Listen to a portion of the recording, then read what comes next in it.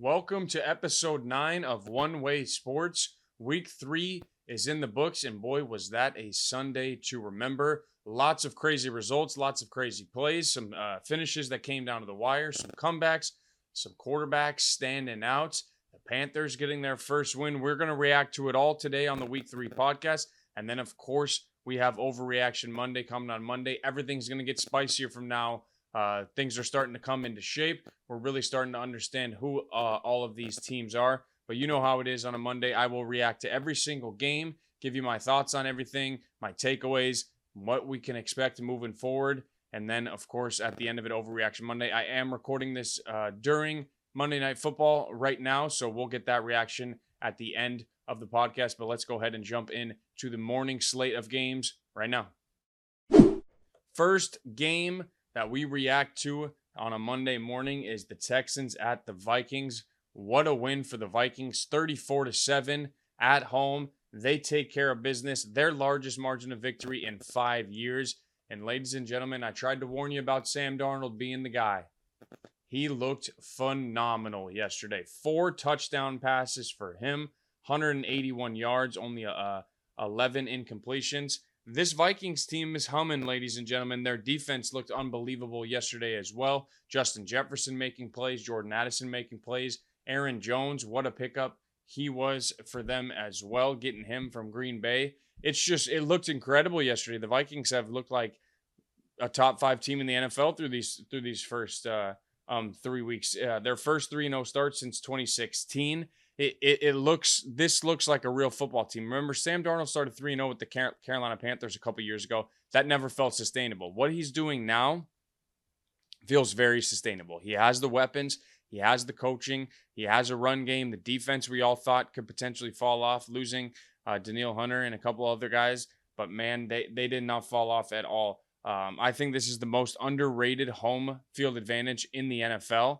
They are loud. If the Vikings can get going early in games and get things rolling, that crowd goes nuts. I couldn't believe watching that. I mean, they jumped on them early and that game was over pretty quickly. They turned CJ Stroud over not once but twice. Stroud hadn't thrown an interception in 10 games. He throws 2. It's only his second career 2 interception game. So, I mean, shout out to the Vikings, man. That's just a remarkable win, a hell of a start to their season. They look, everyone, including myself, picked them to finish last in that division. But, obviously the Packers, we'll talk about them later, getting a big win. The Bears, look like they're struggling. And the Lions, we'll talk about them later as well. But the Vikings sit atop that division at 3-0, and they look like they have. I know they drafted J.J. McCarthy, but man, Sam Darnold's younger than Joe Burrow,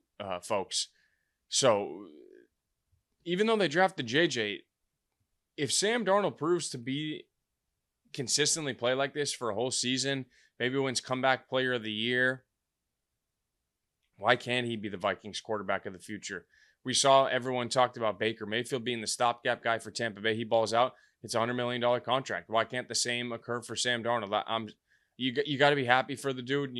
Was put in some pretty bad situations and has just looked phenomenal these first 3 weeks. He looks comfortable back there. He's not turning the football over. He's leading them to drives, making big boy throws out there. They're one of 2 undefeated NFC teams, and I don't think anybody could have guessed. If you would have told me those 2 teams, we'll talk about the Seahawks here later, but if you would have told me those 2 teams are going to be sitting atop as the only undefeated teams in the NFC after 3 weeks, I'd call you crazy. I'd call you crazy. The Vikings defense had 5 sacks. Jonathan Grenard comes back against his old team, picks up 3 of them. They made Stroud look really uncomfortable yesterday, excuse me. I didn't know the Vikings defense was like that. And they are like that. They fly around, they hit people. Brian Flores is doing some things. Last week it was Brock Purdy. This week it's CJ Stroud. It looks like Brian Flores has figured out the formula in today's day and age to get quarterbacks to turn the ball over and look uncomfortable, because they dominated the Texans yesterday. Dominated the Texans. shout out Kevin O'Connell. I criminally underrated coach. I think I saw a stat. He's one of him and Kevin Stefanski are the only two coaches since he became the head coach of the Vikings. What was that, 3 seasons ago now? Or he's in his 3rd season to win with 4 different starting quarterbacks. So, and it's not like he was winning with 4 elite. Like Kevin Stefanski's won some games with Joe Flacco, and he's won some games with Baker Mayfield, Deshaun Watson. The same cannot be said about KOC. KOC's won with Kirk Cousins and Jaron Hall and Josh Dobbs and now Sam Darnold. So just a hell of a head coach. I'm happy for this Vikings team. They were getting slept on before the season, and they've come out and really showed who they are. Now I said that the last time they started 3-0 was in 2016. They finished 8-8 that year. They can't finish 8-8 because there's more games now, but they have to keep this ball rolling, and it starts next week in division at Lambeau, and I think everyone expects Jordan Love to be back for that game. So that's kind of when we really find out. If the Vikings move to 4-0 and beat the Packers at Lambeau, it's time we really start talking about them, because we remember when they made the playoffs and lost to the Giants a couple of years ago, and they had, I think, 11 wins and 1-score games, and everyone was like, this isn't sustainable. And it wasn't sustainable. They end up losing to the Giants in the first round of the playoffs. This doesn't feel like that. This feels like a winning football, dominant defense with a quarterback who's playing really efficient and getting the ball to his weapons with the run game to support it. I told you last week that the Vikings, my overreaction was the Vikings were going to the playoffs. I mean, I'm fully in on that take now, and there's no backing off that. I'll believe in that for the rest of the season. But Sam Darnold leads the league in touchdown passes. I mean, to call him an MVP candidate after 3 weeks is not an overreaction at all. That's why it's not even going to be an overreaction Monday, because it's just the truth. You lead the league in passing after 3 weeks, passing touchdowns after 3 weeks. Your team's 3-0. You just beat the shit out of the Texans. Like, that's for real. That's some real stuff right there. So Vikings proved once again that they can be legit. Let's see if it continues next week in Green Bay against the Green Bay Packers, who we fully expected Jordan Love to be back. But there's your first game of the morning slate. Vikings make a statement to the NFC and the rest of the NFL, taking down the Texans 34-7. Next up, Eagles at Saints. We thought this could be the game of the morning slate. Turned out to be a dud for most of the game. To be honest, the Eagles end up winning this thing 15-12, but it was 3-0 after 3 quarters, and it's a little unfair to call it a bit of a dud, but Jalen Hurts throws an interception in the end zone, and then Nick Sirianni decides to go for it on 2 4th downs in field goal range. One of them was a deeper field goal than the other, but he just refuses to kick field goals. And I get he's aggressive, but you have to take points at a certain point when you feel the game is swaying in a certain way where points will become a premium. I just don't understand his decision making. At times, they passed up on a field goal right before the half and then one right out of half. It's like, hey, just establish 3 points right out of half. Get your offense rolling, feeling good. Hey, we put a drive together. Score 3 points. Like, I just, but that's Nick Sirianni. They were aided by the Saints offense in the first half, only having 71 yards. This is an offense that averaged 400 yards the first 2 weeks, and we were calling them the best offense, and what had gotten into them, and they go 71 yards in the first half. Credit to the Eagles defense, who was taking a lot of shit from me included the last couple of weeks, but there was really not a whole lot of offense through 3 quarters in this one, and if it was mostly by the Eagles, and then they just don't take points, or else the game and the score would look a little bit differently. Saquon rips off that massive run to start the 4th quarter, 65 yards, and that's Penn State Saquon right there. Just running away from DBs. He's at least got 20 pounds on. We always wondered what it would be like if you gave Saquon a line and put him in a system that he could be explosive in, like the one he was at in Penn State, and we've gotten our answer. He's a freak show. He was unbelievable yesterday. 17 carries, 147 yards, and 2 touchdowns. He was the Eagles' best player, arguably once again, and you can't be surprised by that because he's just that good of a player.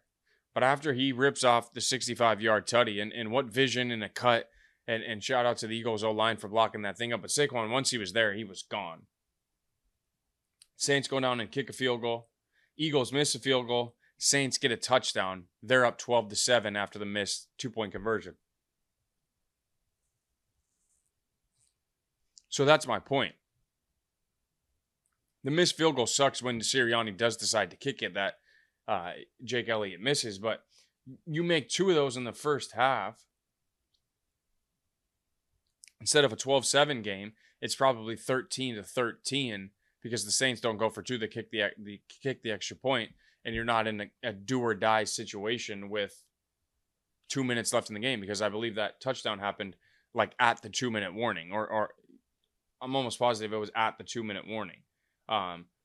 Eagles get sacked and they're backed up. It's 3rd and 16, and then Dallas Goedert. It was looked like a drag route or something over the middle, and he catches it, and there's nobody on the entire left side of the field, and he goes 61 yards to the red zone.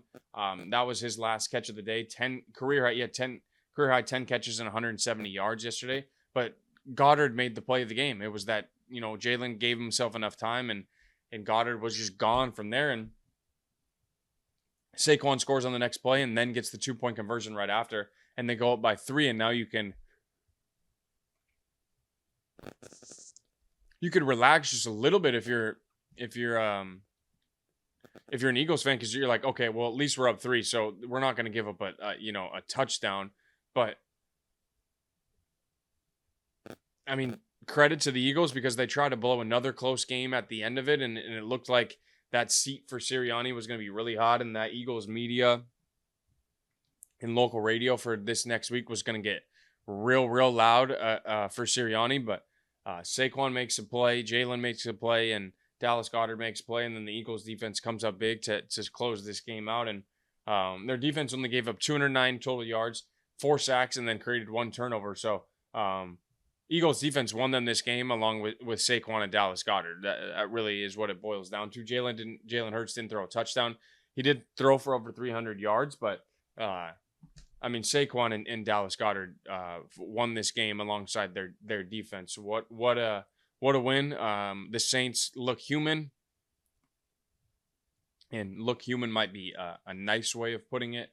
This didn't look like the team we saw the first 2 weeks, and with what we saw in this Cowboys game yesterday as well, and what the Ravens did to them, feels a little bit like some false hope. If you're a New Orleans fan, you play a really good defense in the Eagles, or maybe it's concerning if you're a Saints fan, because the Eagles defense didn't look that good through 2 weeks. But Eagles always had the players to look that good on defense, and they showed it today. And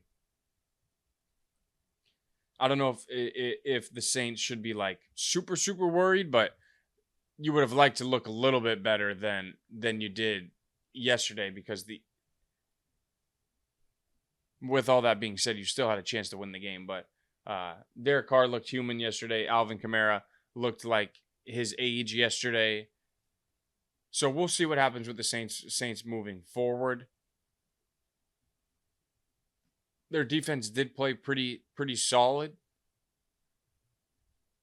So we'll just see what happens. It is week 3. The Saints look so good the first 2 weeks. I can't overreact too much to them right now. But that was an ugly game, and whoever lost that game, there will be concerns on both sides. It was obviously much bigger concern for the Eagles if they lost that game and they moved to 1-2, but instead they moved to 2-1 with a barn burner, end of the wire, 15-12 win on the back of Saquon Barkley and Dallas Goedert. They moved to 2-1. Saints are also 2-1. Next game was one of the games of 2 undefeated teams. Chargers at Steelers. Steelers win 20-10, and that is Steelers football, ladies and gentlemen. It just is. If you don't like it, then I don't know if you're really a football fan, because that's just physical, punch you in the mouth, beat you up, run the football, wear you down, and win the game. That was as a Chargers fan, that sucked to watch, but as a football fan, it's beautiful stuff. It's why the Steelers in Pittsburgh is so prominent out there, because they represent their city maybe better than any team represents their city in terms of style of play. Their defense, it feels like that steel curtain is all the way back. That old steel curtain defense where it's just like, fuck, we got to go up against these guys this week. All four on the front line. Their linebackers are stout. Their DBs will hit you. They gave up 168 total yards and had 5 sacks against the Chargers yesterday. They injured Joe Alt, injured Rashawn Slater, and injured Justin Herbert. I'm not saying there was dirty plays. It's just like they made the plays. It's physical game out there, and they were throwing them boys around at times, and some of it's football, man. You're gonna get hurt at times, but that Steelers team was so physical yesterday, and shout out to Justin Fields as well. But the defense has allowed 26 total points, and it's their first 3-0 start since 2020. And Fields is taking care of the football for him. He was 25 of 32 yesterday for 245 yards. He had 2 total touchdowns, and then he had the 1 interception. But he made some throws in that game where you can't go back to Russell Wilson, because Russell Wilson makes the throws too. But Russell Wilson doesn't do all the other things that Justin Fields does. That read option on the goal line where he just pulls it and it's an easy walk-in 3-yard touchdown. Russell's not doing that. I just think Fields has firmly entrenched himself as the quarterback of this team. He's earned it. He deserves it. They're 3-0. He has 1 turnover. I know he only has 2 touchdown passes, but when your defense is this good, you don't have to do anything crazy. You really don't at all. They'll be disciplined. They're not going to make a bunch of mistakes. They're going to run the football. If he can just take care of that thing, they're going to be a problem, and they are clearly the best team in the AFC North through 3 weeks. That's not up for debate at all. When you look at the Bengals, the Ravens, and the Browns, it's not up for debate. That's Steelers football, and it was dominant. And it's filthy and it's gross, and not a lot of teams are going to want to play that brand of football. They're not. They're at Indianapolis next week, and then they play the Cowboys and Raiders. So, those are all winnable games. All winnable games for this Steelers team. And they've started the season 11-0 before with a much worse offense. So, it is it's looking good in Pittsburgh if you're a Steelers fan, because Fields is only going to get better if he continues to be given the confidence to play the game that he knows how to play. I'm very happy for him. He deserves it. Especially, I know deep down he'll never say it, but when he looks over at Chicago and sees that offense and then sees what he's doing here, he's probably, 1, happy he's not in Chicago anymore with that offensive line. But 2, he's probably like, y'all thought it was me. Yeah, some of it might have been me, but not all of it. There's a lot of bad stuff going on there. So shout out to Fields. I don't understand. I hope by the time you guys are listening to this, he's been named the starter, the QB1. I hope so. Obviously, I'm recording this during Sunday Night Football, so I have not seen Tomlin announce that yet, but it needs to happen. He's earned that spot. He deserves that spot. Stop fucking around with the guy. On the Chargers side of things, lots of injury concerns. Joey Bosa left the game in the first half, didn't play the entire second half, re-aggravated his hip injury. Rashawn Slater, who missed the entire season missed 15 games 2 years ago, pec injury today. Didn't hear a timetable or an update. Harbaugh rarely ever gives those. Joe Alt left the game with a leg injury, And then, of course, the biggest one of them all is Herbert. I didn't know it was a high ankle sprain until yesterday, or excuse me, until Saturday. That's when it came out, when he told reporters that it was a high ankle sprain, and that's when you start to get concerned. And you knew he was going to play because he's played through cracked ribs and a bunch of other stuff, but he gets hurt late in that game and was limping pretty badly. He doesn't come back in the game. It was reported he was in a boot. That's obviously precautionary. I don't think he has a broken ankle, but major concerns for the Chargers because once Herbert came out of the game, the whole team was just depleted and it was over after that. Interesting enough, they bring in Taylor Heinicke and not Easton Stick. Easton Stick's been Herbert's backup or in that quarterback room for 4 years now, and we saw him in preseason. They don't trust him in a real NFL game at all.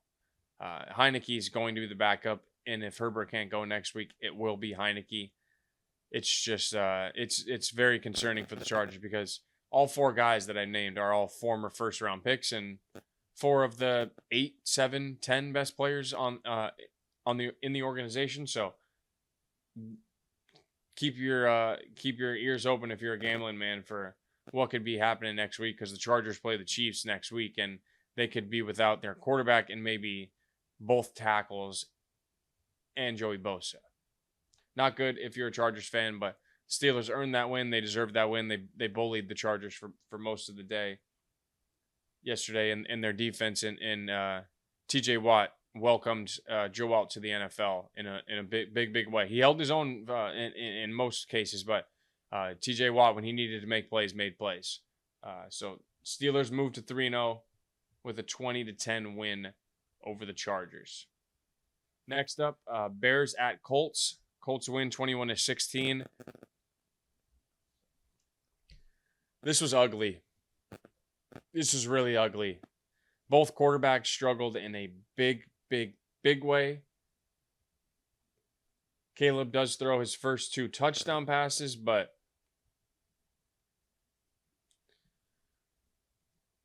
if you're a Colts fan, it doesn't look good at all.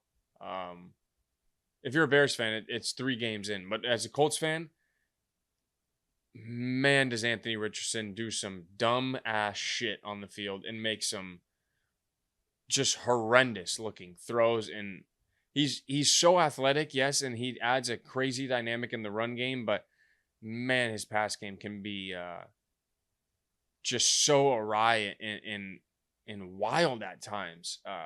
Jonathan, good news for Colts fans. Jonathan Taylor is fully back. He is fully back. What did he have yesterday? Where's his stat line? 23 carries for 110 yards and 2 touchdowns, and he sealed the game and would have had 3 if they didn't put the backup Trey Sermon in the game after Jonathan Taylor did all the work to get him down there. It's a complete polar opposite of what the reality for the Bears is. Number one, the Colts can run the ball because they have a great offensive line. On the flip side of that, it's the complete opposite for the Bears. The reason they can't run the ball is because they have a terrible offensive line. They had 41 rush yards in the first half. Just so you're aware, Caleb threw the ball 27 times in the first half. So 41 rush yards, 27 pass attempts. They finished with 63 rush yards, and Caleb Williams throws the ball 52 times. Now, I understand some of that was late in the game when they were trailing and he had to throw the ball a lot more, but it's ugly. Their run game is ugly. They brought in DeAndre Swift to be their workhorse and be a lead back, and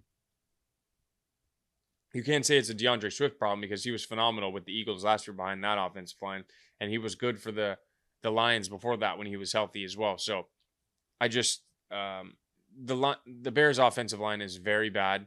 Caleb didn't take as many bad hits today, but he's starting to make decisions that are worrisome because he doesn't trust his offensive line, so he's making decisions that probably aren't, I'm not a quarterback guru, but probably aren't conducive to long-term success and mechanics. It was a turnover fest galore. I think there was 5 combined turnovers yesterday. Bears had 3. Caleb had 3, excuse me. And then Anthony Richardson had 2. So the quarterbacks were turnovers galore yesterday. 2 of the 3 Colts touchdown drives were following a Bears turnover.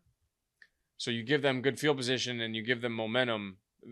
they score 2 of their 3 touchdowns. That, you lose by 5. So you got to look at all the differences in the game. The Bears did get a field goal off one of the Colts turnovers, but lesser. You get 2 touchdown drives off turnovers. Those are massive swings. Massive swings. Caleb goes 33 for 52. Did have 363 yards. I mentioned the 2 touchdowns and then the 3 turnovers. There's splashes. There's moments. But there's also moments where he's set up to have 0 success. 4th and goal. Let's run a speed option. What? Like, what? They were playing. I thought Caleb was in rhythm on that drive, playing well. The ball was getting moved. They were moving the chains. He was moving or finding his receivers. And then they get to the goal line. They try to run it a couple times. And then they go 4th and goal. Instead of rolling Caleb out to the right and letting him throw something on the run or maybe run it in, speed option. Like, what the fuck was that? It's not even Luke. It's Shane Waldron now. I can't imagine Chicago is very happy with that guy.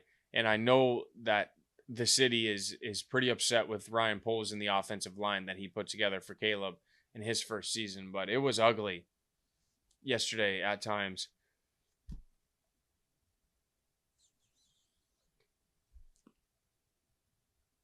Caleb, he makes plays that are very, very good, but then he makes throws when he's trying to make a play that you're just like, whoa, that ball is like 8 yards away from where I thought you were going to go. Because the receiver, most times when he's scrambling and throwing these deep balls, very rarely do they have a chance to actually go make a play on the ball. Now, Richardson, on the other hand, 10 of 20, 167 yards and 2 touchdowns, was pretty awful yesterday. Now, I understand he's making his 20th start ever since high school, but it's going to be a process if you're a Colts fan because it's looked ugly. It's looked ugly. I mean, they win their first game yesterday, but it's not. You're happier because they won, but you don't. I don't know how much progress you really see with the offense and with Anthony Richardson. He like I said, two interceptions and 2 of them were bad and gross. So, you kind of had a feeling that this game could go like this. Bears defense is pretty good, and Caleb and that Bears offense have struggled, but it was ugly at times. And if you're a Bears fan, you have chances to win these last 2 games, kind of. But I can probably tell it probably doesn't feel very real like you have a chance to win because of how gross it looks on offense. Caleb can't throw the ball 52 times a game, not as a rookie. You can't have him do it. They need to find out how to get a run game going. They won't be successful and they won't live up to the expectations that Bears fans and a lot of other people had for them until they get the offensive line fixed. It was bad again today. It will continue to be bad. They need to run the football or there will be no success. Colts, it'll be a process. Hopefully Jonathan Taylor, rushes for 1,800 yards this year for you guys because that's all I really have for you because Richardson at times looks like the freakiest athlete in the NFL, and then at times he looks like just a bigger version, faster version of Daniel Jones. And that's probably not what you want, but Bears beat the Colts 21-16. Let's go Packers Titans now. Packers, I mean, they win 30-14 yesterday, but Matt LaFleur, top 5 coach in the NFL. Just these last 2 weeks have proved that. We all didn't believe that it was real when they had Aaron Rodgers and he was winning those two MVPs and everyone thought, oh, it's just Rodgers' offense. It's just Rodgers this, Rodgers that. Matt LaFleur is a damn good football coach. He's won 2 weeks in a row with Malik Willis, who was signed in late August. Malik Willis beats his old team. He goes 13 of 19 for 202 yards, a touchdown, and then 6 carries for 73 yards and a touchdown. I believe he accounted for all but 5 of their yards in the first quarter. I mean, he was balling yesterday. I mean, wow. He was arguably the best player on the field for the Packers, or in the game, for the Packers yesterday. It's just, these are the stories that you love in the NFL because they only happen in the NFL. You rarely ever see, I guess a Jeremy Lin story is kind of one you see in the NBA, but you see it all the time in the NFL. These guys who get signed, who are backups or never got an opportunity, they get their opportunity and then they make the most of it. Obviously, Willis is not going to start once Jordan Love comes back, but he may have just earned himself another 5 years in the NFL, proving that he can do that. To come in, what's today? September 22nd. He's been there for basically a month to 3 weeks. And to go out there and win 2 games, one against your old team as well. I mean, shout out to Malik Willis. He deserves it. And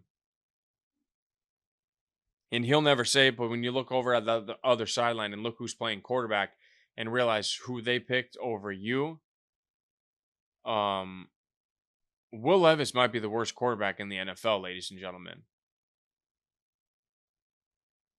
8 turnovers through the first 3 weeks. What in the fuck is going on?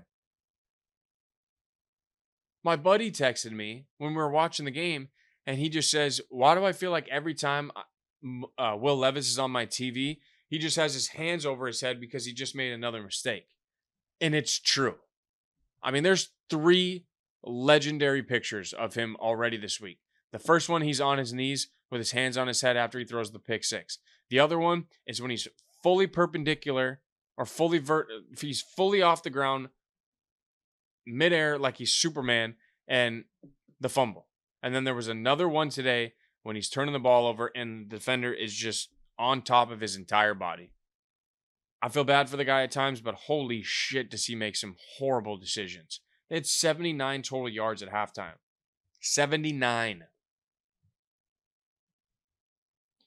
That was what Patrick Beverley would call a belt to ass. Belt to ass. Packers defense, 8 sacks, most since 2005. 3 turnovers, and then a pick 6 by Jair Alexander. They were flying all over the place. Xavier McKinney gets his 3rd interception in as many games. What a pickup he was from the Giants. It's just it's incredible to see this Packers team play like this without their starting quarterback. It just shows you how good Matt LaFleur is. And their new defensive coordinator, Jeff Hafley, who was the former head coach at Boston College, but was an NFL guy. Man, he's made this defense really good. Because that was what everyone's complaint was with this Packers team last year, is you couldn't trust their defense enough. Well, that is completely out of the conversation because the Packers look like the best. They look exactly like the playoff team they were at the end of last year. And I would expect them to challenge the Lions for that division all year long, especially getting their first. Jordan Love doesn't even have a win this season yet, and they're 2-1, tied for a division lead. So, or not tied for a division lead, but they stay in the divisional hunt because now looking back on it, the Jordan Love injury was even bigger of an issue than we thought because the Vikings are 3-0, and so them getting 2 wins with Malik Willis as their quarterback, and then they can get Jordan Love back, and they're only a game out of first place in the division is massive.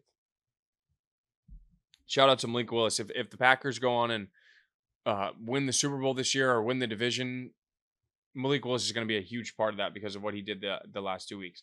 The Titans are now 0-3. That's their worst record since 2009 when they went 0-6. I think I said last week that I expect them to have a top 5 pick. They're going to have a top 5 pick. They don't have the quarterback play. Their defense is pretty good. They got beat up and run all over today, but the Titans just aren't very good, and their quarterback's pretty bad. I wouldn't be surprised if this is the only year of Will Levis as a starter in Tennessee. Because if they have a top 5 pick, you'd have to imagine Carson Beck, Shedeur Sanders, Quinn Ewers. One of those guys is going to be the future quarterback of the Tennessee Titans. But Packers, big road win, 30-14. Malik Willis, 2-0 as a starter this year. Next game, Broncos at Buccaneers. Surpriser, the shocker of the afternoon for sure. I mean, the score, the performance, everything. Broncos win 26-7. And what in the fuck got into their offense?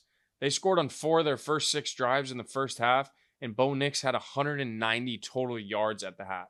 This was a beatdown, really. I believe Sean Payton said, not I believe, I know this to be true. Sean Payton said during the week that it was on him and the coaching staff to develop a plan and a scheme and a system that fit for Bo Nix and the players that they had. And everyone was kind of just like, well, Sean, you're supposed to be the quarterback guy and the guru, and you wanted Bo Nix, so you have to figure it the fuck out. Well, he did, because they scored 26 points today, and they string together, what is that, 6 scoring drives. Now, the last 4 of them were all field goal drives, but to open the game with 2 touchdowns in the first quarter, that really set the tone for that game and really propelled them to that victory, because the Buccaneers were chasing the rest of the day, and it led to them just not being able to block the Broncos at all. I mean, they gave up 7 sacks today. They only had 223 total yards, and then they turned the ball over twice. It's like when you go down 14-0, it completely changes the whole game plan of your system and your offense. And it just looked like the Buccaneers were out of rhythm all day, and I think that's a pretty bad loss for them. The Broncos are not very good, and the Tampa was never in the game, like at all. And it's just, the thing you take away from this game is any given Sunday, man. Any given Sunday. Now, Bo Nix did look better, I guess you could say. I mean, he completed 25 of 36 passes for 216 yards, gets his second rushing touchdown of the season. But the Broncos, they ran the ball yesterday. 28 carries for 136 yards. That you have to run the football if you have a rookie quarterback. They were able to accomplish that yesterday. It leads to them, having success and being victorious and getting their first win of the season, getting Bo Nix's first win as a starter. We'll see if this continues. I don't know what got into Tampa today. Broncos have to go at the Jets this week. I don't think they win that game, especially with the way the Jets looked on Thursday against the Patriots, and they'll have 10 days rest. It was a must win for the Broncos because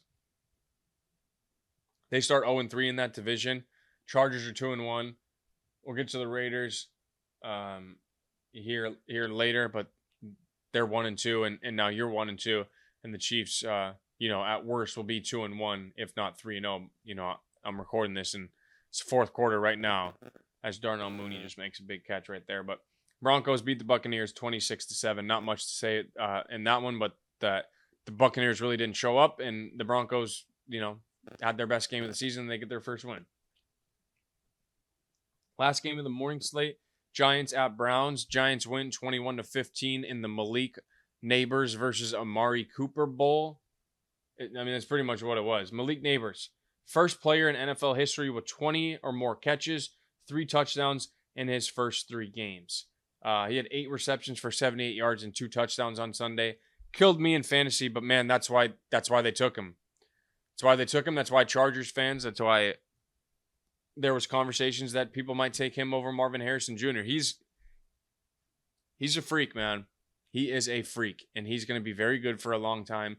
And if Daniel Jones is going to keep his job, it will be because he has Malik Neighbors out there making plays for him.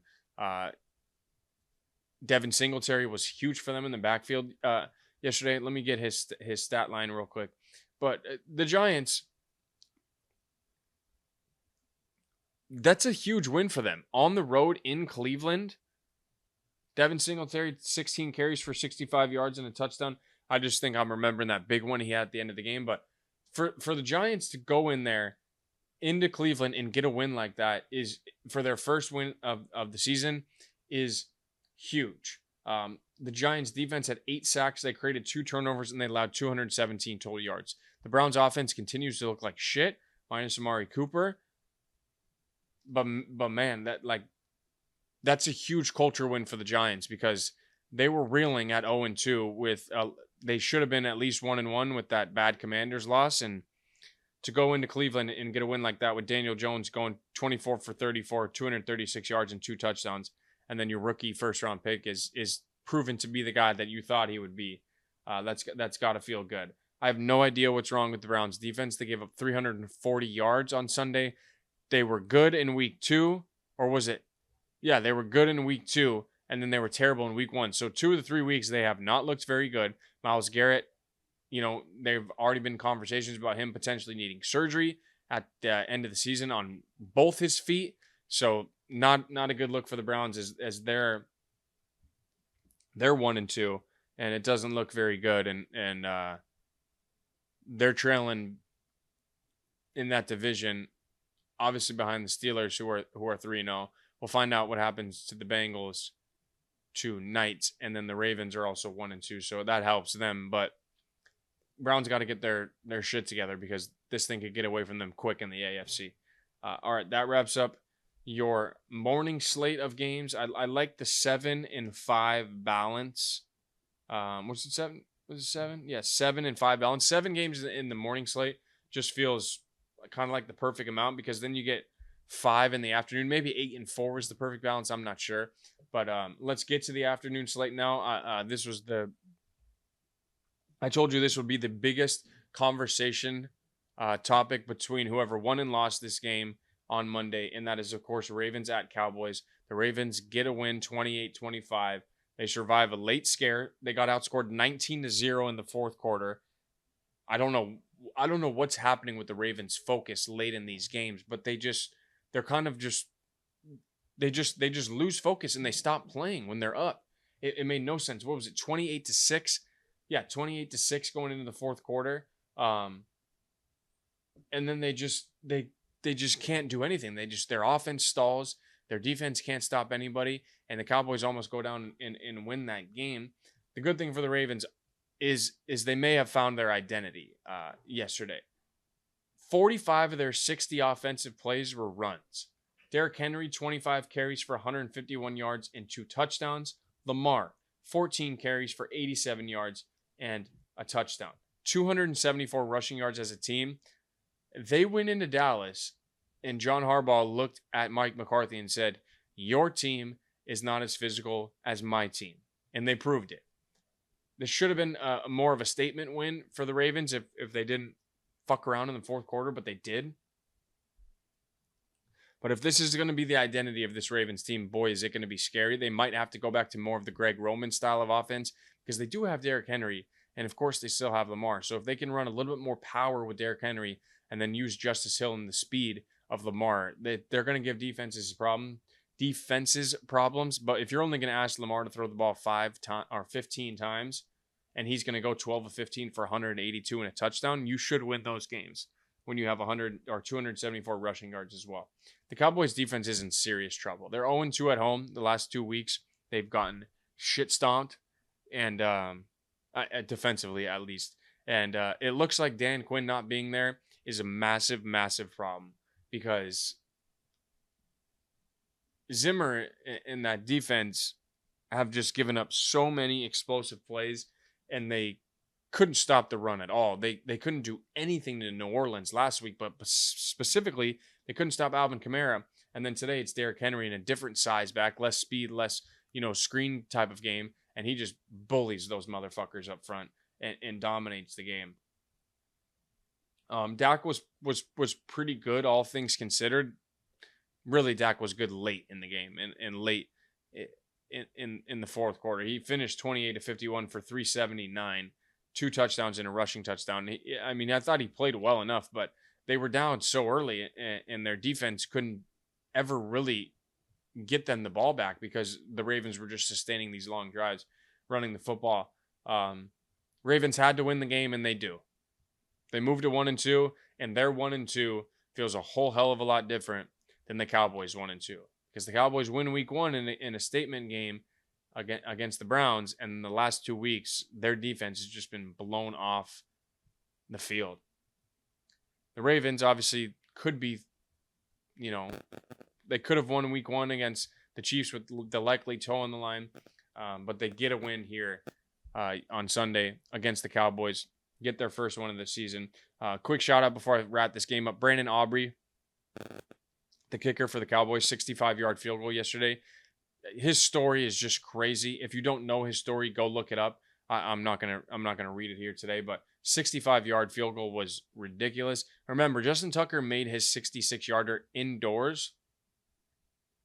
This one was also indoors at 65. So it feels like the 65, 66 yarder is maybe an indoor kick, depending if you have the wind at your back. But shout out Brandon Aubrey. But more importantly, shout out the Ravens. Getting it done, surviving late, and not blowing that big time lead as they pick up their first win of the season, 28-25. Next game, what a finish this was. 49ers at Rams. The Rams 27-24 win. I don't know how the Rams won this game. It never felt like the Rams were really in trouble until one pivotal moment, which I'll get to here in a second. So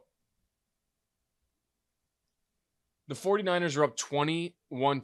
They haven't blown a 14-point lead since 2018. Well, they did that today because following Juwan Jennings, actually, let's start with Juwan Jennings before I get into the full how do they lose this game.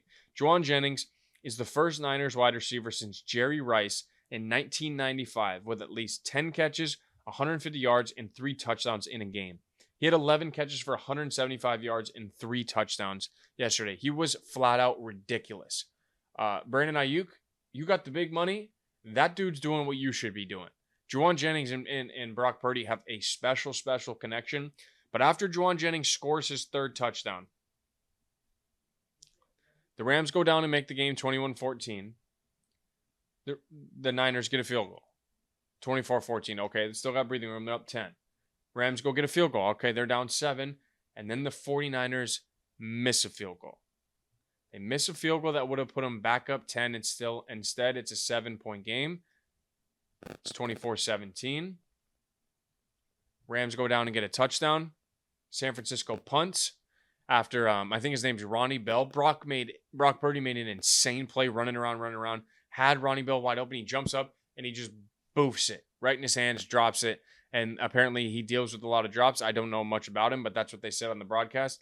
And then the Rams go down. Stafford throws a fucking bomb to Tutu Atwell all the way into the red zone. Kyren Williams scores. Game over. Oh, I'm sorry. Did I mess that up? The Rams get the touchdown. San Francisco then punts after the Ronnie Bell. The missed field goal then leads to the bomb to Tutu. Kyren Williams scores. Then the punt happens where Ronnie Bell misses, and then Stafford and the boys go get the field goal off of a big penalty. That's what it was. It was a big penalty that gave them a bunch of yardage. Actually, it was 3 penalties on the Niners on the same play. One of them was a pass interference. It puts them in kind of a position where they just need a couple more yards. Really, they didn't need any. They just needed to position it, and then they kicked the field goal. Sorry, I had that mixed up because so much happened at the end of that game. I thought Purdy played his fucking ass off on Sunday and just really was scrambling and trying to make plays that, you know, if Ronnie Bell catches that ball, we're not even having this conversation because the Niners won, and we're having a conversation about. I'm going to have the conversation right now. Brock Purdy was 22 of 30 yesterday with 292 yards and 3 touchdowns, all of them to Juwan Jennings.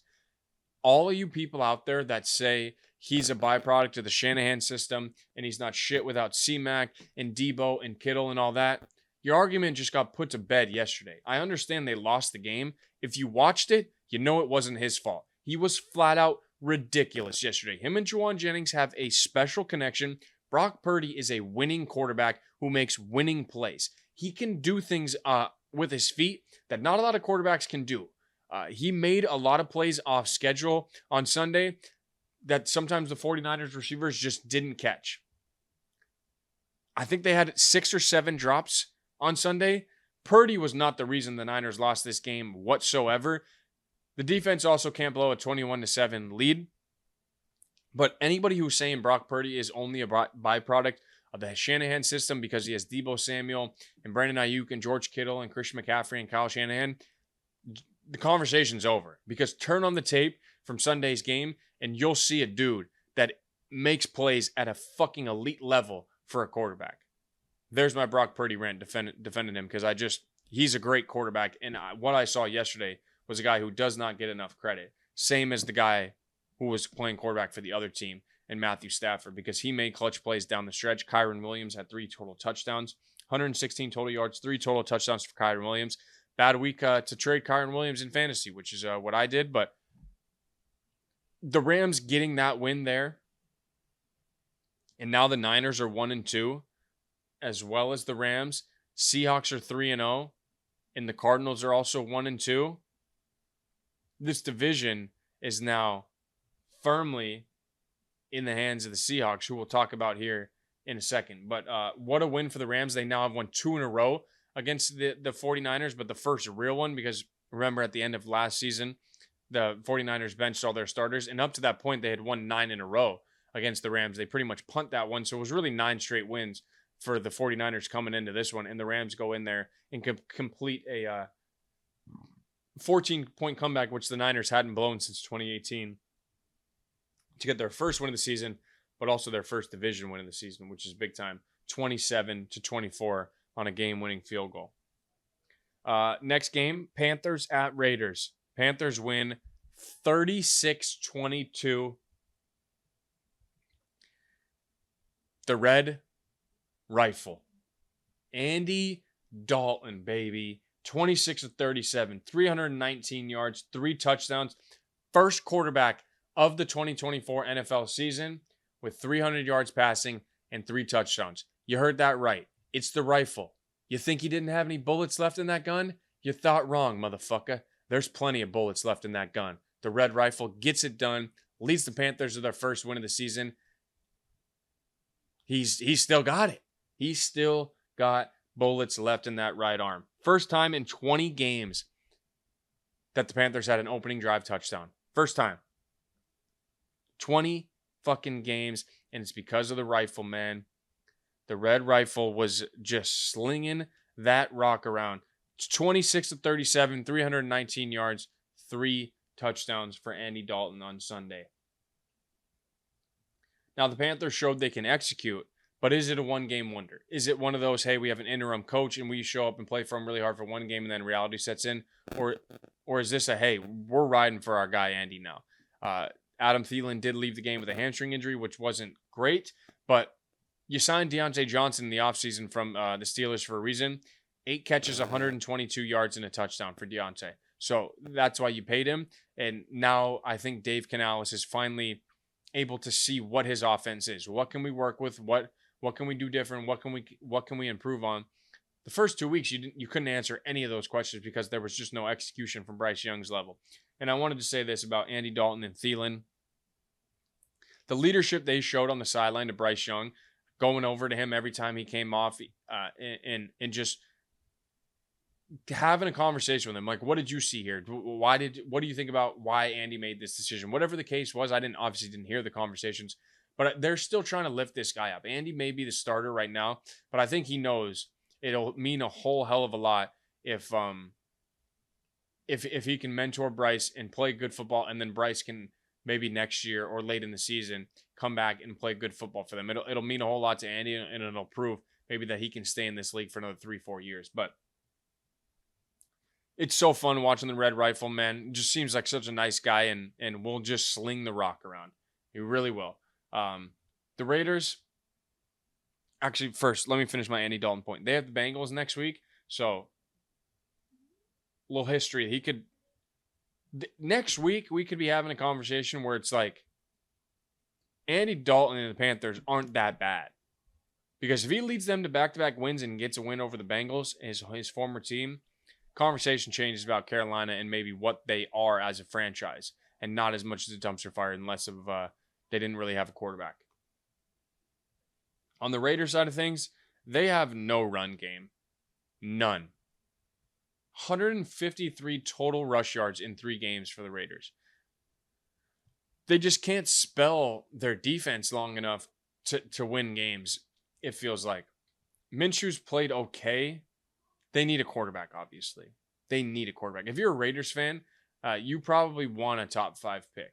You want Quinn Ewers, you want Carson Beck, but you probably really, really want Shedeur Sanders because he feels like a Raider, a lot like a Raider, that swag, that kind of fuck you attitude.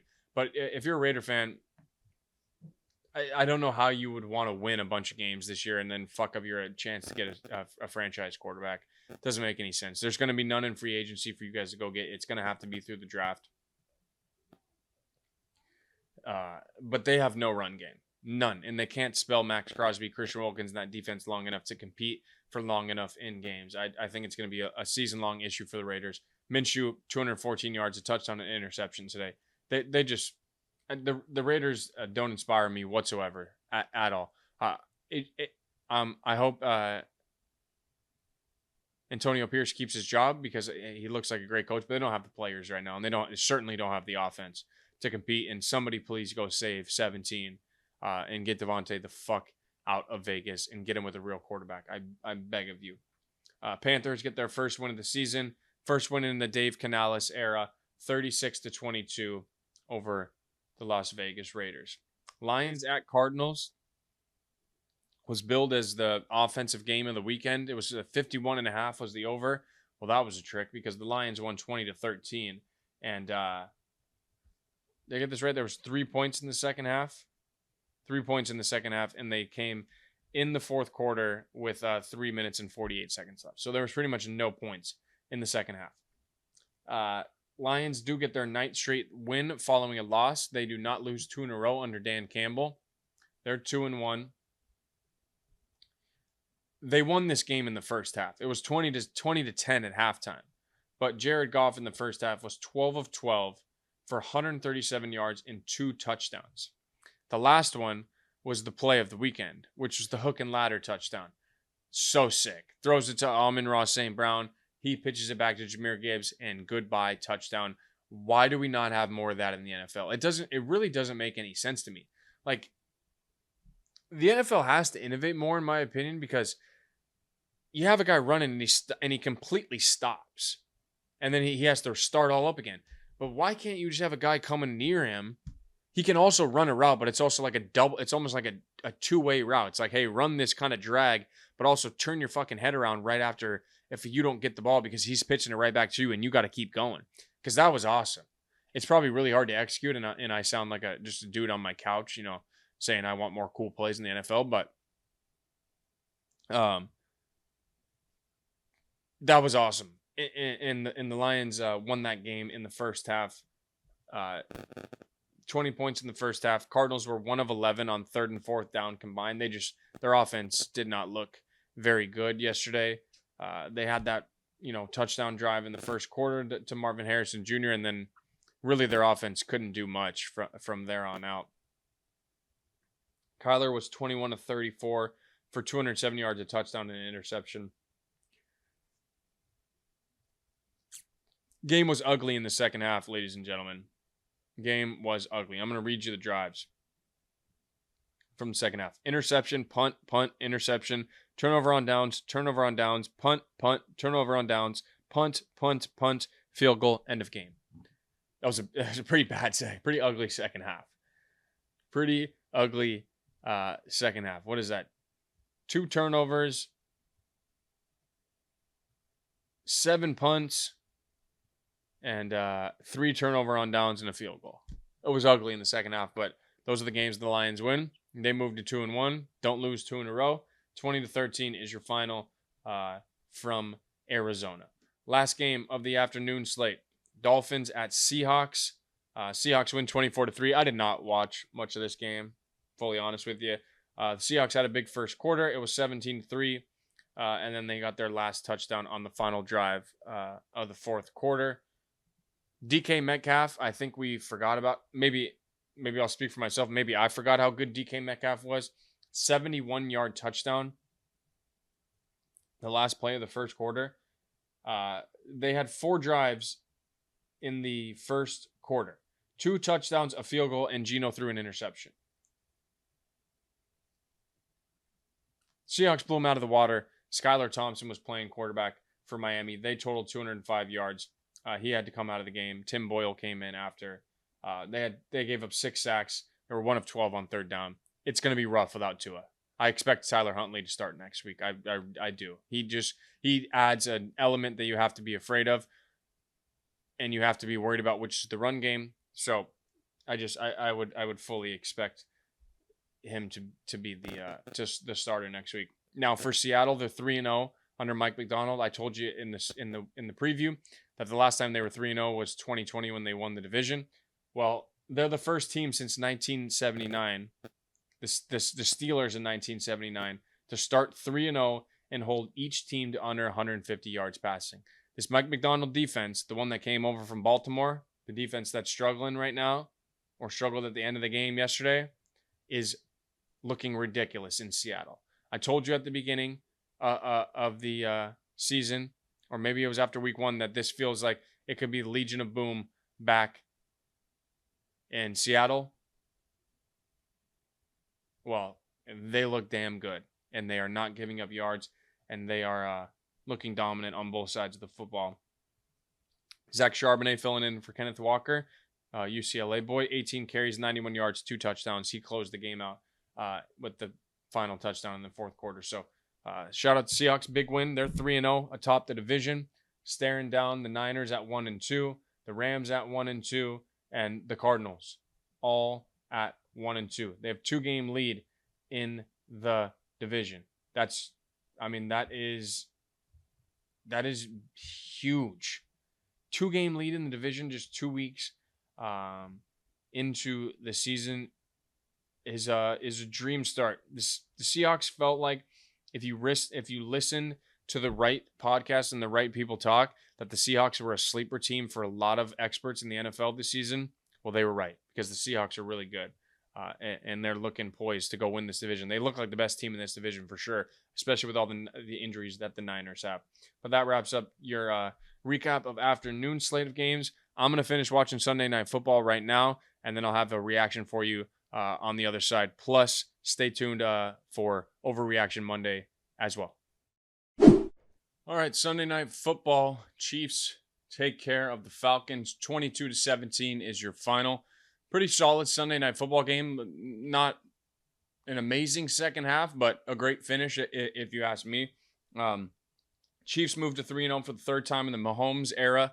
First time they've done it since 2020, which is kind of hard to believe that they haven't been 3-0 in a couple of seasons. But remember those offensive struggles early in the season.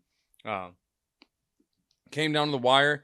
Falcons had a chance. They got 3 penalties on their final drive, or they got 3 first downs via penalties on their final drive, and it looked like they had a chance to go down and win that game, only being down 5, but comes down to a 4th and inches, and I think this is the most underrated part that very few people are going to talk about this morning, and that is on 4th and inches, most teams will just QB sneak it, right? Just pick up the inch, push your quarterback forward, get the inch, and reset the down and yardage marker. Kirk Cousins is not a QB sneak quarterback, especially after that torn Achilles. I don't think they trust him to do it. I think that's a super underrated thing that wasn't talked about during the broadcast, or I haven't seen it talked about. I'm recording this right after the game. So I think that's really underrated, that they didn't have a sneak quarterback and they only needed a half inch. They have to hand the ball off to a guy who starts 5 yards behind the line of scrimmage.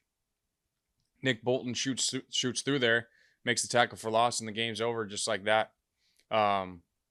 If they had a QB sneak quarterback there, they pick up that first down, and they still had 2 timeouts left. You can just use one right there, and boom, now you're first and goal with 30 plus seconds to go, and you need a touchdown. So I think that should be talked about more, but it probably will not be. Maybe the most underrated big play of the game was the interception right before halftime that led to a Chiefs field goal. They were down 14-10. The Falcons got the ball back, and Cousins gets hit from behind. Ball's tipped up in the air. Chiefs get an interception. Now, they didn't do anything with it. They didn't gain any real yardage, but they still get the field goal, and Harrison Butker kicks that thing through. They win by 5. I know Butker missed an extra point tonight, if I'm not mistaken. I think he missed a kick for sure. Yeah. Harrison Butker missed the PAT on the Juju Smith-Schuster touchdown, which made it an 8-point game. Would have been 9. And then if they don't get the turnover right before half, this thing is a 17-19 game, and the Falcons kick a field goal and win the game. So that a huge play before the half. Big to get those 3 points and to get that thing in there, just down 1, and then come out, get another field goal, and then they get that Juju Smith-Schuster touchdown super late in the third quarter, which ended up being the difference in the game. The Falcons did get a field goal themselves, but Crazy that Juju, you pretty much haven't really seen him make a whole bunch of plays unless he's been playing in Kansas City or he's playing next to Antonio Brown in Pittsburgh. So touchdown for him today, and Chiefs continue to spread the ball around, and they move to 3-0. The Chiefs defense, they made so many big plays late in that game when they absolutely had to. I already mentioned the interception in the first half. Nick Bolton's play at the end of the game, and so many others. The fourth and goal or the fourth down near the red zone when the Falcons went for it and turned it over after a super long drive, held them to no points there. Falcons probably wish they would have just kicked the field goal there. I think there was 4 minutes left in the game. Falcons don't kick the field goal there. They get the Chiefs to go 3 and out though, and they proved that if they, I understand the decision making. You're playing against Patrick Mahomes. You feel like you have to score a touchdown there, or else he's going to go get 3 points. But I understand the decision. I think you should trust your defense there. You still have 4 minutes left in the game. Just kick the field goal. You're down 22-20 then at that point, or if that's the case, and you still have all 3 timeouts and the 2-minute warning to go get a stop on Patrick Mahomes. And a field goal doesn't end the game. It probably does, because that you would be out of timeouts by then. But it's a hindsight 2020 conversation. But I understand needing to go for it and go for 7 against Mahomes. But I also think there's times where people overthink it and just take the points against Mahomes and the Chiefs. 3 points is better than none, because it would have been the difference tonight. It could have been the difference tonight. But the Chiefs, and specifically Patrick Mahomes, has his new wide receiver one, his new number 1 target, and that's Rashee Rice. He had a career high 12 catches, 110 yards, and another touchdown last night.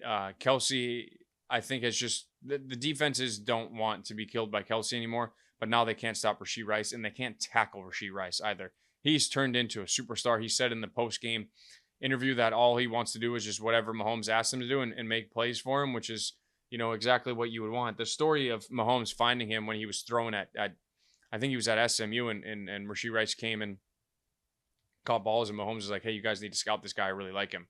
And then they ended up drafting him, and now he's their wide receiver one. It is a nice, fun story. But he was very good last night, best offensive player on the field for the Chiefs, not named Mahomes. So, and they did a good job of replacing Pacheco's production with committee. They had 33 carries for 128 yards as a team. Carson Steele got the bulk of that. He had 17 carries for 72 yards. So they'll figure this thing out. I would expect they try to work in Kareem Hunt, maybe not by next week, but the week after. At least he will be in that running back room.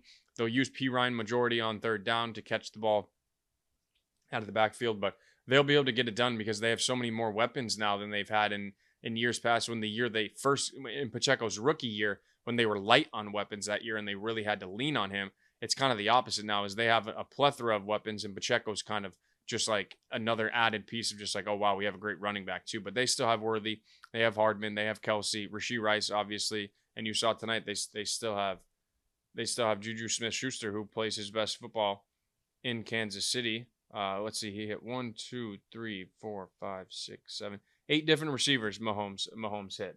Obviously, 12 of those catches went to Rashee Rice, but everybody got targets.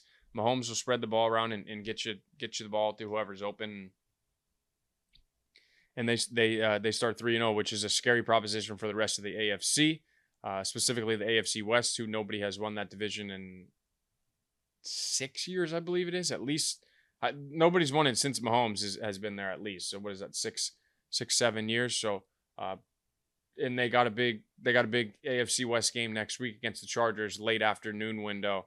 That'll be a huge test for the Chargers, who we talked about earlier, got their shit stomped by the they just kind of got bullied at the line of scrimmage by the Steelers. I don't know if the Chiefs will do some of those similar things, but it'll all be about who's healthy for the Chargers when they have to go up against the Chiefs. But the Chiefs are staring down a 4-0 start and potentially the best offense they've had under Patrick Mahomes.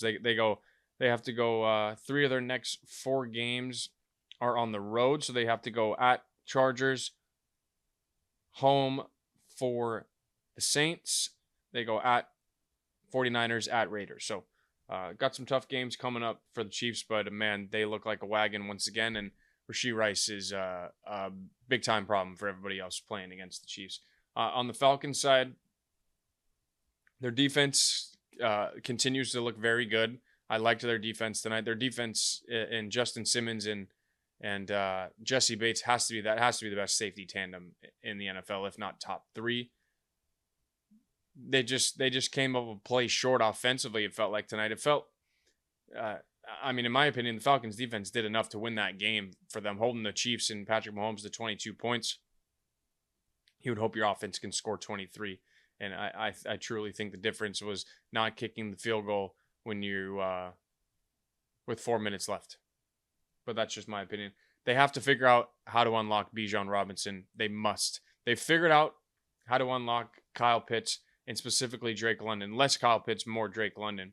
But Drake London 6 catches, 67 yards and a touchdown last night. But Bijan Robinson had 18 touches for 52 total yards and a touchdown. They have to get some push for him up front so we can go run the football and dominate the game. They just have to find a way to get him in space and get him the football.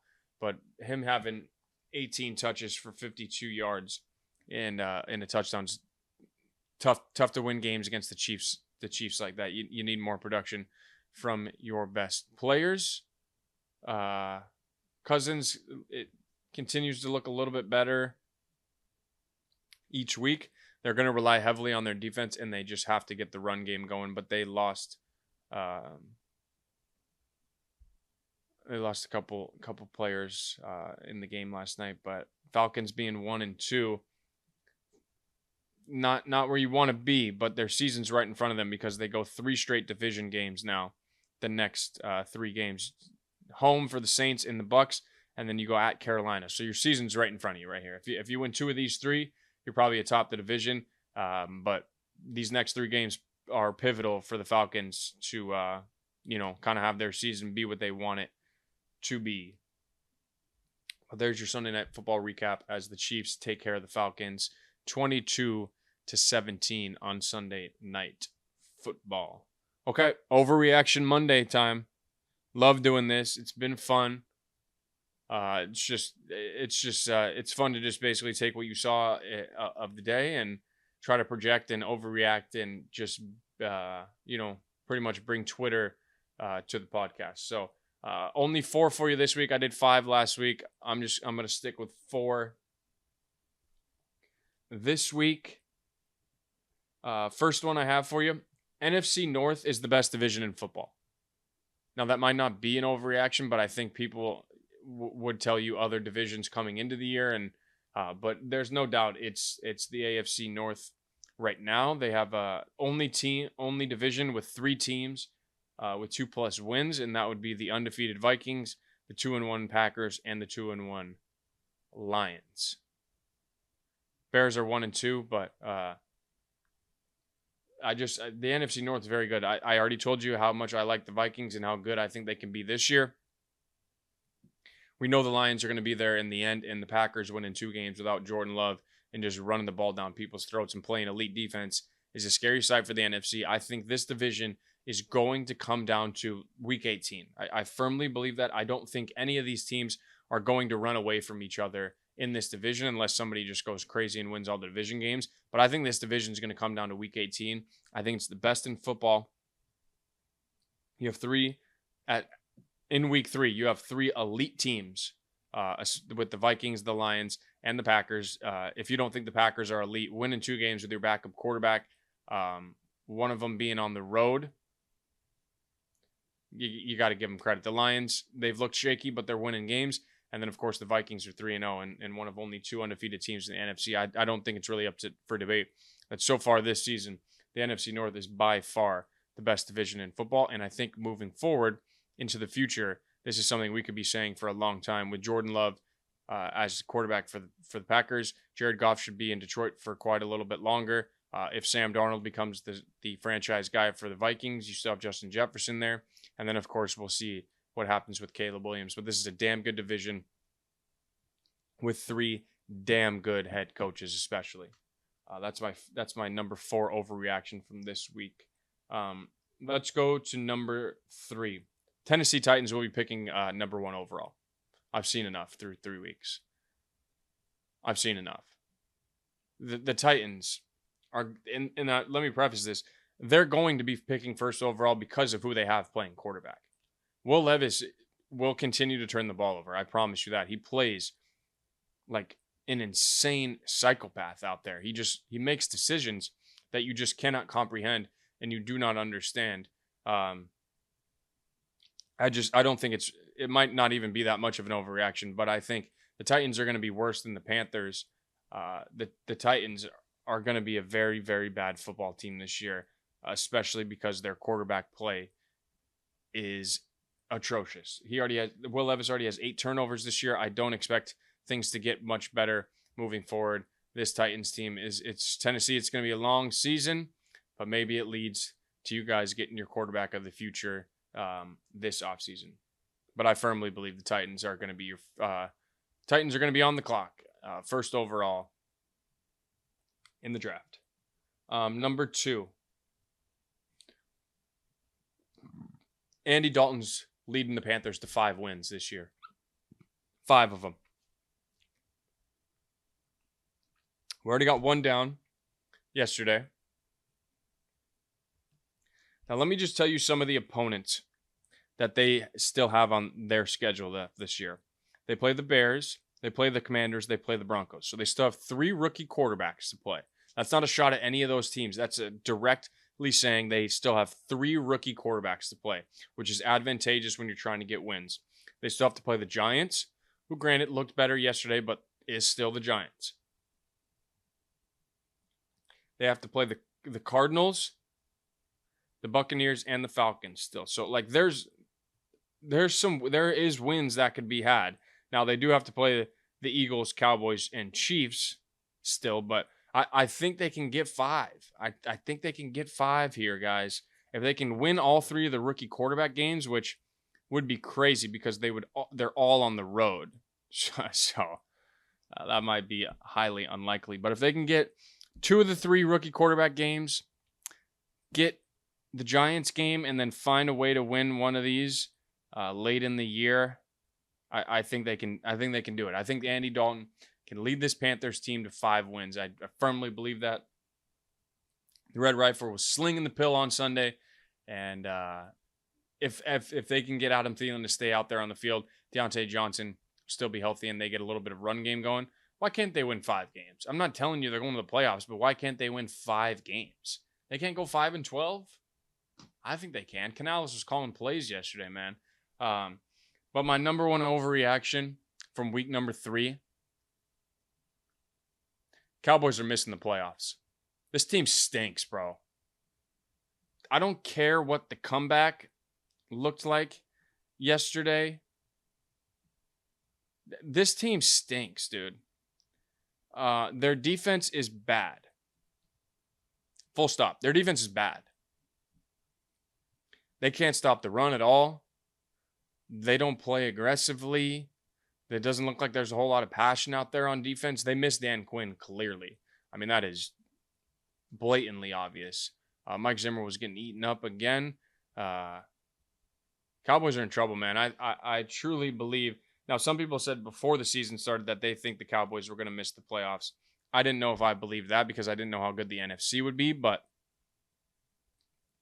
they have to go to Pittsburgh. They have to play the Lions still. They have to go at San Francisco. They have to host the Eagles. They have to host the Texans. The Bengals come to them late in the year, and then they still have to play the Eagles again.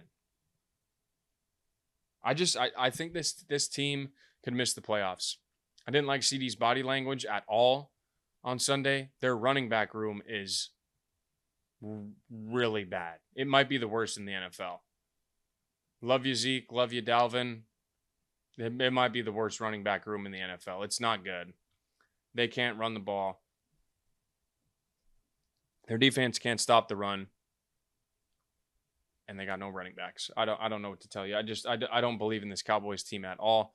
Unfortunately, I think Mike McCarthy... Actually, I don't think Mike McCarthy gets fired. The media might want him to get fired. But some of you may have missed the graphic that they put up during that game Go look up John Harbaugh's career playoff record. Look up Mike McCarthy's career playoff record. They have the same number of Super Bowls. They have the exact same coaching resume, ladies and gentlemen. But John Harbaugh is viewed as one of the best coaches in the NFL, and Mike McCarthy is viewed as a joke. I'm just saying, they have the same exact coaching resume. Everybody will be calling for Mike McCarthy's job. He might get fired, but what are you bringing in, Belichick? Who are you bringing in? So that's my point. But I firmly believe in this take fully. The Cowboys are not making the playoffs, guys. They're not a good football team. They're not very disciplined. They have all the talent in the world, but don't love their coaching. It is what it is. They're missing the playoffs. That wraps up your Monday morning podcast. Episode 9 is in the books. Week 3 is in the books. 2 more games coming up for you tonight. Let me give you some picks on these games real quick. I'm not going to do a breakdown or anything. I'm going to give you some picks. Jacksonville at Buffalo. I'm taking the Bills all day. The spread's 5.5.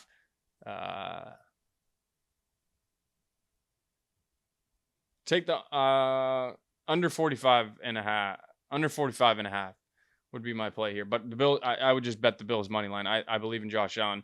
I think the Bills start. What was that? Be 3-0 start? Yep, 3-0 start for the Bills is what I'm predicting.